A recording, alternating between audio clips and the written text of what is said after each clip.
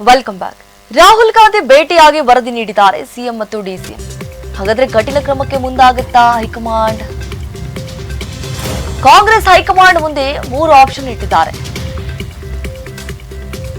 ಹಾಗಾದ್ರೆ ರಾಹುಲ್ ಗಾಂಧಿ ಅವರು ಬಹುದೊಡ್ಡ ಸಂದೇಶವನ್ನ ಏನಾದ್ರೂ ರವಾನಿಸಿದಾರಾ? ಕಾಲ್ ತುಳಿತ ಪ್ರಕರಣ ಮುಂದ್ಕೊಂಡು ಕೆಲ ಸಂದೇಶವನ್ನ ಏನಾದ್ರೂ ರವಾನೆ ಮಾಡಿದ್ರ ಅನ್ನುವಂತಹ ಪ್ರಶ್ನೆ. ನೋಡಿ, ಯಾವ ರೀತಿ ಕಾಲ್ ತುಳಿತ ಸಂಭವಿಸಿತು, ಕಾಲ್ ತುಳಿತ ಆಗುವುದಕ್ಕೆ ಮೂಲ ಕಾರಣ ಏನು ಅನ್ನೋದ್ರ ಬಗ್ಗೆ ಕೂಡ ಆ ವರದಿಯನ್ನ ಸಲ್ಲಿಕೆ ಮಾಡಿದ್ದಾರೆ. ಹಾಗಾದ್ರೆ ಹೈಕಮಾಂಡ್ ಮುಂದಿರುವಂತಹ ಆಯ್ಕೆಗಳು ಏನು?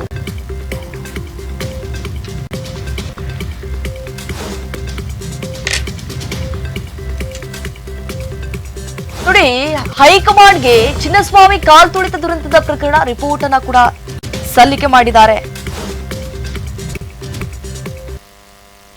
ಹಾಗಾದ್ರೆ ಹೈಕಮಾಂಡ್ ಮುಂದಿರುವಂತಹ ಆಯ್ಕೆಗಳು ಏನು? ಗೃಹ ಸಚಿವರ ಮೇಲೆ ಕ್ರಮವನ್ನ ತೆಗೆದುಕೊಳ್ಳುವುದು.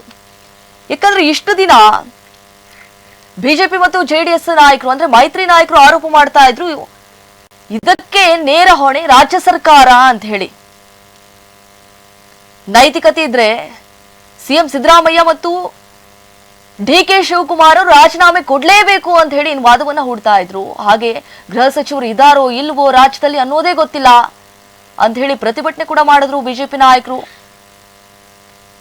ಸೊ ಹಾಗಾಗಿ ಖಾತೆಗಳ ಬದಲಾವಣೆಗಳನ್ನ ಮಾಡಿಬಿಡುವುದು, 8ರಿಂದ 1 ಸಚಿವರ ತಲೆದಂಡ ಮಾಡುವುದು, ಅಂದ್ರೆ ಈ ಬಾರಿ ಹೊಸ ಮುಖಗಳಿಗೆ ಆದ್ಯತೆಯನ್ನ ಕೊಡಬೇಕು ಅಂತ ಹೇಳಿ ಹೈಕಮಾಂಡ್ ಕೂಡ ತೀರ್ಮಾನ ಮಾಡಿದೆ.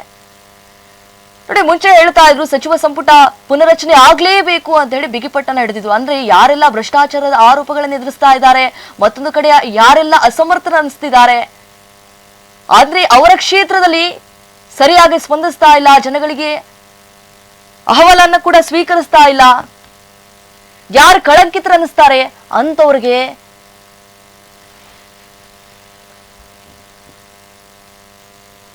ಈ ಬಾರಿ ಕೋಕ್ ಕೊಡುವಂತಹ ಸಾಧ್ಯತೆ ಕೂಡ ಹೆಚ್ಚಾಗಿತ್ತು ಅಂತ ಹೇಳಿ ನಾವು ಕೇಳಲ್ಪಡ್ತಾ ಇದ್ವಿ. ಈಗ ಈ ಒಂದು ಕಾಲ್ ತುಳಿತ ಆಯ್ತಲ್ಲ, ಈಗ ಗೃಹ ಸಚಿವರಿಗೂ ಕೂಡ ಟೆನ್ಷನ್ ಎದುರಾಗಿದೆ.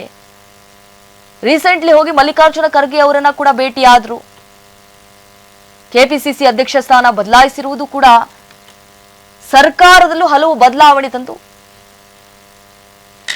ಸಂದೇಶವನ್ನು ಕೂಡ ಕೊಡ್ಲಾಗ್ತಾ ಇದೆ.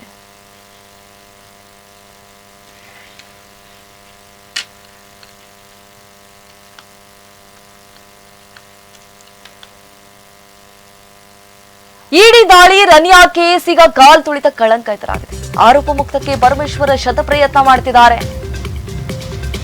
ಕಾನೂನು ತಜ್ಞರ ಜೊತೆ ಪರಮೇಶ್ವರ ಸಮಾಲೋಚನೆ ಕೂಡ ನಡೆಸಿದ್ದಾರೆ. ಅಂದ್ರೆ ಸಿಎಂ ಕನಸು ಕಾಣ್ತಿದ್ದಾರೆ. ಈಗ ಪರಂಗೆ ಶಾಕ್ ಎದುರಾಗಿದೆ.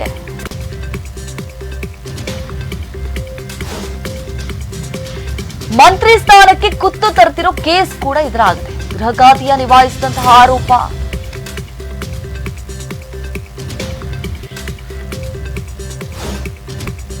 ನೋಡಿ, ಗೃಹ ಸಚಿವ ಡಾಕ್ಟರ್ ಜಿ ಪರಮೇಶ್ವರ್ ಅವರು ಈಗ ಎರಡೆರಡು ಇಕ್ಕಟ್ಟಿಗೆ ಸಿಲುಕು ಹಾಕೊಂಡಿದ್ದಾರೆ. ಒಂದು ಕಾಲ್ ತುಳಿತ ಆದ್ರೆ ಮತ್ತೊಂದು ಈ ರನ್ಯಾರಾವ್ ಕೇಸ್.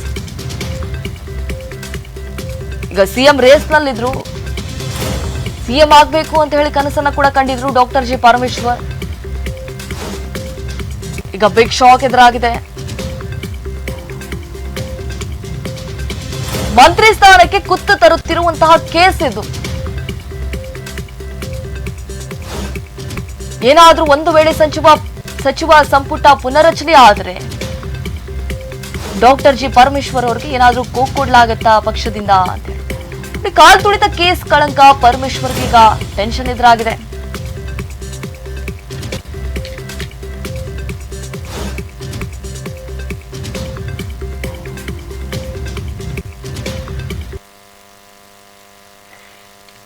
ಗೃಹ ಇಲಾಖೆ ವೈಫಲ್ಯ ಅನ್ನೋ ಆರೋಪ ಕೂಡ ಕೇಳಿ ಬಂದಿದೆ.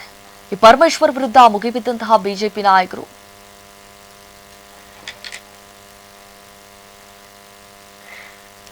ಪರಂ ರಾಜೀನಾಮೆಗೆ ವಿಪಕ್ಷಗಳು ಆಗ್ರಹಿಸುತ್ತಿದ್ದಾರೆ.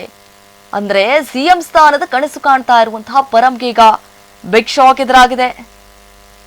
ಇಡಿ ಕೇಸ್ ಒಂದು ಕಡೆ ಆದ್ರೆ ರನ್ಯಾ ಕೇಸ್, ಈಗ ಕಾಲ್ ತುಳಿತ ಕಳಂಕ ಕೂಡ ಎದುರಾಗಿದೆ. ಬಿಜೆಪಿ ನಾಯಕರು ಪ್ರತಿಭಟನೆ ಮಾಡಿದ್ರು. ನಮ್ಮ ರಾಜ್ಯದಲ್ಲಿ ಗೃಹ ಸಚಿವರು ಇದ್ದಾರೋ ಇಲ್ವೋ ಅನ್ನೋದೇ ಡೌಟ್. ಯಾಕಂದ್ರೆ ಅಷ್ಟರ ಮಟ್ಟಿಗೆ ಬೇಜವಾಬ್ದಾರಿ, ನಿರ್ಲಕ್ಷ್ಯ, ಹಾಗೆ ಕರಾವಳಿಯಲ್ಲಿ ಸರಣಿ ಕೊಲೆಗಳು. ಬಿಜೆಪಿ ಆಕ್ರೋಶವನ್ನು ವ್ಯಕ್ತಪಡಿಸ್ತಾ ಇದೆ. ಕಾನೂನು ಸುವ್ಯವಸ್ಥೆಗೆ ಮಂಗ ಆಗಿದೆ, ಗೃಹ ಇಲಾಖೆಗೆ ವೈಫಲ್ಯ ಇದೆ ಅನ್ನುವಂತಹ ಆರೋಪ ಕೂಡ ಕೇಳಿ ಬಂದಿದೆ. ಪರಮೇಶ್ವರ್ ವಿರುದ್ಧ ಬಿಜೆಪಿ ನಾಯಕರು ಈಗ ಸಿಡಿದೆದ್ದಿದ್ದಾರೆ. ಕಳಂಕ ಮುಕ್ತರಾಗಲು ಪರಮೇಶ್ವರ್ ಸತತವಾಗಿ ಪ್ರಯತ್ನ ಮಾಡ್ತಿದ್ದಾರೆ. ಪರಮೇಶ್ವರ ರಾಜೀನಾಮೆ ಕೊಡ್ಲೇಬೇಕು ಅಂತ ಹೇಳಿ ಬಿಜೆಪಿ ನಾಯಕರು ಕೂಡ ತೀವ್ರ ಆಕ್ರೋಶವನ್ನ ಹೊರಹಾಕ್ತಿದ್ದಾರೆ.